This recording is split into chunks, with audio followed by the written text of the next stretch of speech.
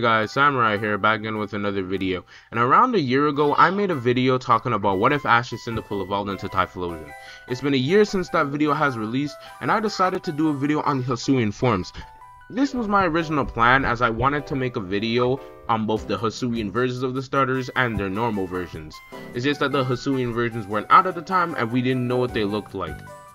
However, now I'm here to give a full what if about what if Ash got Hisuian Typhlosion, Samron, and the Decidueye. They'll all happen around a year after the original videos were made, talking about the original starters, so look forward to that. This video is going to be more of me talking than it is me showing. By that I mean there's going to be a lot less battles than there usually would be, and there's going to be a lot more of me explaining things, so feel free to watch this video in the background if you so choose, as that's how I recommend you watch this video. Anyways, let's get started without any further ado. This is what if Ash had Hisuian Typhlosion. So where the story will take place is between the DP saga and the Best Wishes saga of the anime. As most fans know, this is where Ash took a little break and there was a gap. We don't know how much time passed, but this works great for this what if, as it can't be mentioned in Best Wishes, but nothing stops it from actually happening. So this what if would most likely start out with Ash watching TV. My whole plot is that Ash will be watching TV and a commercial with a raffle showing that you can battle the Johto champion Lance if you win this raffle, very similar to how Ash won his original League hat that one we see in the original series. Ash enters this raffle, of course, the same way he entered the original raffle. He puts in almost 1,000,000 raffle tickets and he ends up winning like he did with the Indigo cap that he had on.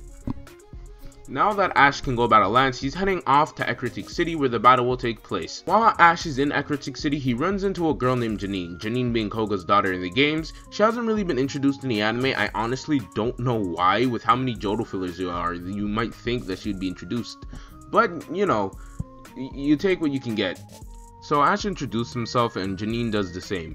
Ash says he's here to participate in that raffle battle and Janine's just here to watch. Ash plans to use his newly caught Quilava that he had in DP against Lance. Janine introduces herself along with her partner Venonat. Ash and Janine have a conversation and Morty actually appears. He wishes to give Ash good luck before his battle. However, there's been a disturbance. One of the Team Rocket members from Neo Team Rocket in the Heart Gold Soul Silver games, we're going to use Proton, plans to do something nefarious. You see, Team Rocket in the background has went on an excursion to capture the legendary Pokemon Celebi. We're gonna say they caught it without any interference because Ash wasn't traveling around and this wasn't the main trio. By the way, the main trio aren't in this story, just wanted to give a heads up. However, Proton does plan to use Celebi in order to capture the 3 Pokemon that burned at the burnt tower, where Ho revived them into Suicune, Entei, and Raikou.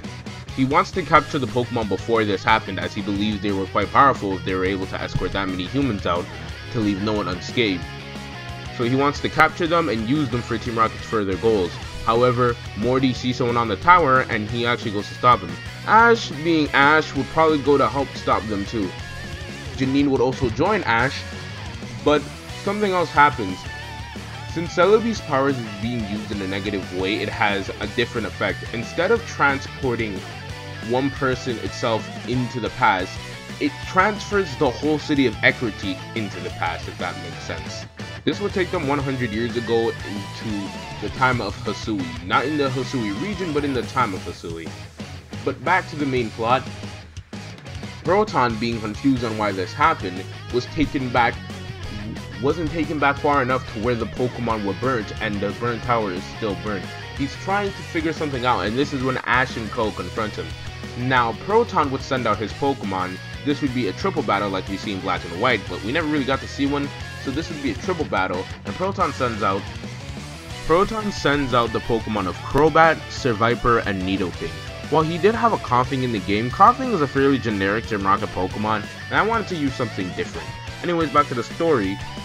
The main trio in this case being Morty, Ash, and Janine send out their Pokemon. Janine doesn't send out Venonat, instead she sends out Sneasel, Ash sends out his Quilava, and Morty sends out Haunter.